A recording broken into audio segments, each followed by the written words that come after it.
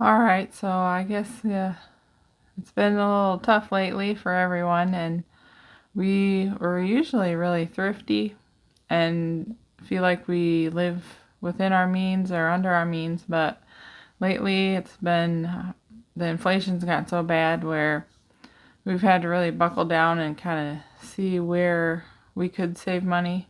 So I made this video, I polled my friends and wrote down what we've been doing, and it's probably not for the people who are really frugal and well educated on this. This is more for like the beginners or people just looking for a few extra ideas. So I'm going to categorize them down below so that you can skip to the section you're interested in if you want to do that. So basically what we did was we tracked our expenses for a couple of months and then saw where the most of the money was going, which with us it's food and gas. There's 9 people to feed around here, and also we live about 15 minutes from town. We drive normally. So as far as the food goes, I started shopping at Aldi's, and I had been going to Meijer, and just changing that saved us $100 to $150 a week. So that was a huge difference, and my friend told me about a flash food app where you can get discounted food right before the expiration date, before they throw it away, so you're kind of saving the landfills too and getting the deal. And another thing I've been trying to do is buy less prepackaged, pre-made boxed foods, and it actually helps you eat healthier that way too. So now as far as the gas goes, we have kind of gas guzzling vehicles, which is unfortunate. If we had long commutes to work, we probably would buy a more fuel efficient vehicle, but it's not really worth the hassle and time right now for us, but some people I know have done that. I found a nice article from the Penny Hoarder, I'll link below, and they said that fueling up on Mondays and Fridays is usually the cheapest days, and there's also a Gas Buddy app that you can get to look in town to see where you should go for gas. Another suggestion on that is sometimes we would go to the library multiple times a week or just run out to get something if we run out, and now we're trying to do all of our errands one day a week and kind of map the route so we hit every place and not go back and forth all through town. So I mean, that pretty much makes sense, but we've been trying to not go out as much, and that saves on gas too. Some of the other things, we knew we were spending a lot of money on our phone bill. We live out in the country, so we have to have a hotspot, so that makes it a little more challenging getting the internet and the phone and service. So we are Verizon users, so we ended up finding like a discounted Verizon offshoot company, and we're in the process of getting that switched around, so that should save us at least probably half of our phone bill.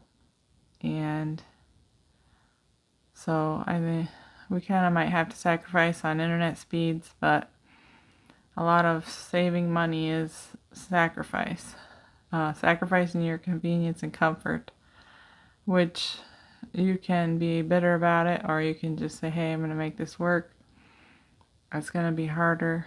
Okay, another way we've been saving money over the years is our township has a transfer station for the dump, and we can drop off bags for a couple dollars a bag or so. I'm not sure, but anyways, it saves us at least half the price of pickup garbage service, and also to keep a lot of the garbage from having to be paid for. We recycle our bottles and cans and cardboard and stuff, so that really saves a lot of room in our trash bags. And cooking from scratch also. One thing I changed, I'm an avid Huggies user, but But diapers, and I used to use, like, for pads, I use the Always brand or whatever. So Aldi's actually has those, and I'm pretty sure the diaper's about half the price per diaper that Huggies at the other store was. So I haven't noticed too much of a difference, and so they've been a great substitution to save a lot of money. Baby's waking up. One thing I stopped doing years ago was highlighting my hair. It was kind of sad, but I was kind of convicted on spending the money. Some people I know that makes them so happy, but I just kind of bought a few pull-through cap highlighters, and that did about the same for me. And then also, this is what happens if you don't go get haircuts. I know, I don't know. Hair is not a big deal to me, but some people it is. So anyway, you can save money. And when Kevin was in the military, I cut his hair every week, and so I got a lot of practice. And there's a lot of YouTube videos that are really good. So doing your own haircuts can save you a lot of money. Either that or reducing the amount of times that you do it. And one of the things we cut back on was buying straws and paper plates and things to make like muffin tin liners. Basically convenience products that were unnecessary when we could just like grab a bowl to take a snack to the car instead of putting in a sandwich bag. So one thing we did recently was turn the heat down. We had been keeping it at 68, but now we're at 66 constant. We don't turn it down at night because we live in an old house. In the upstairs it would be too cold for the kids. But anyway, there's I think 730 hours in a week or something. So for every degree you change it down, it saves you 1%. So we're saving like 2% over 730 hours a week. So that does add up. We do have to wear a few more clothes, and the kids complain, but they're wearing summer clothes, so until they put socks on and long sleeves, I'm like, well, I'm not going to worry about it too much. Alright, so there are some things that you can do yourself that would save you money, like not going to the car wash, which I really like to do, and the vacuuming. But you can do all that stuff at home. We've opted to repair a lot of our clothes instead of maybe buying new to us. We usually go to thrift stores and consignment shops for our clothes, which really came in handy because we had clothes that she had outgrown, and we consigned them into Once Upon a Child and got the new stuff that we needed and only had to spend $3. So that was really nice to be able to get rid of something and get something for very little amount. One thing I did was try to, if somebody wants to meet up, just meet for coffee instead of a meal, so that can save you like 2/3 of the cost. You still leave a tip and get out of there for like $8 or whatever. So somebody recommended me the Frugal Fit Mom on YouTube, and I went through her channel. It looks like a lot of really great idea videos, and some people I suggest finding a friend. My sister is one of them, and I have another friend who's really good at finding deals. I kind of feel like I don't have a lot of time for like couponing and stuff like that, but some people are able to get extremely low prices on things just being coupon and app savvy.